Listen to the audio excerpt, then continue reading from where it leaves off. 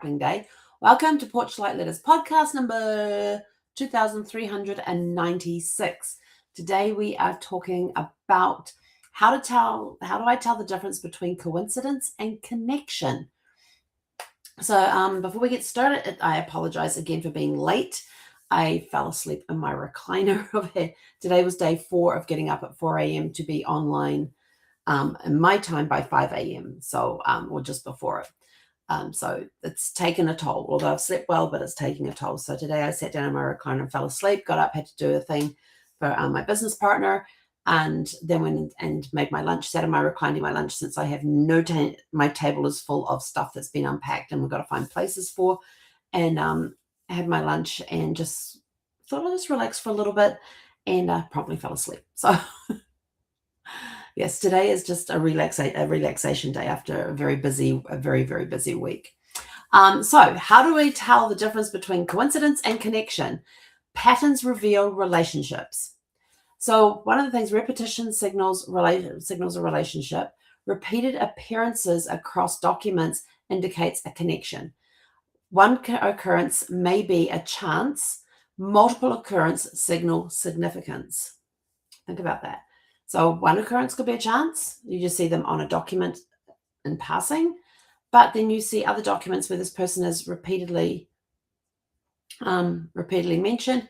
Now we've got that signals significance, so now we have a relationship there.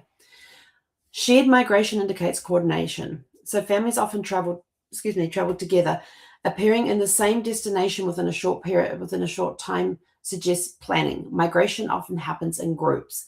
If you go to the Ellis Island records and you're looking up your family members by just putting in the last name, and you see the list of names that come up, look at the dates that they came in. Were they all together, or were there a bit here, a bit there, a bit there? Were they within a short period of time? So if it's a short period of time, then we suggest that there's planning in there. If it's everybody together, there is definitely planning in there because they did it in groups. Overlapping events reveal social ties. Shared marriages, baptisms, or property exchanges suggest relationships.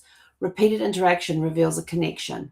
Community life overlaps. So when you're, if somebody's been in a community for a long time, there will be a lot of overlapping. You will see a lot of repeated names showing up. I don't know where my brain went just then. But you will see that somebody who appears on one marriage certificate as a witness, when they get married, that person may come and be on their witness thing. So have a look at, when you're looking around, look at who the witnesses are, because sometimes you'll see repeat names. You will see the repeat names in the parish records of who performed the service, or who performed the baptism, the marriages, the funerals, the marriage bands being read, that sort of stuff. You'll see repetitions of names on those as well. Geographic proximity over time suggests community. Living near each other for years indicates a sustained connection. Neighbors often became extended support systems. Distance rarely persists by accident. And you will see this appearing on wills, people signing wills. Often it is a neighbor who signs the will, because there was the law, which is still in place, I believe, where if you are named in the will, whether or not you're receiving anything, if you are named in the will, you cannot be a witness on the will. If you are a relative, you cannot be a witness on the will. It has to be somebody who is not related to the family as a blood relative. But a next door neighbor, a peer of the community, sure, they can sign, as long as they are not a relative or named in the will. Then they can be used as witnesses. Document clustering strengthens evidence. Multiple record types show the same association strengthens probability. Consistency across sources confirm the relationships. Evidence accumulates. So as you're piling up this evidence, and then if you're doing it in a spreadsheet and things, you will see the patterns that confirm relationships. And that's why getting all this information together and looking at all these things matter. Pattern confirms relationships.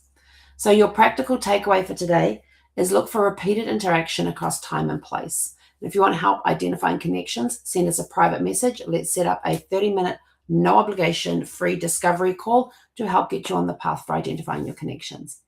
And our closing thought for today: connections repeat, coincidence does not. And with that, we are out of here. Go out, have a super fantastic, sparkling evening. We'll catch you guys back here tomorrow evening at 6 p.m. Pacific.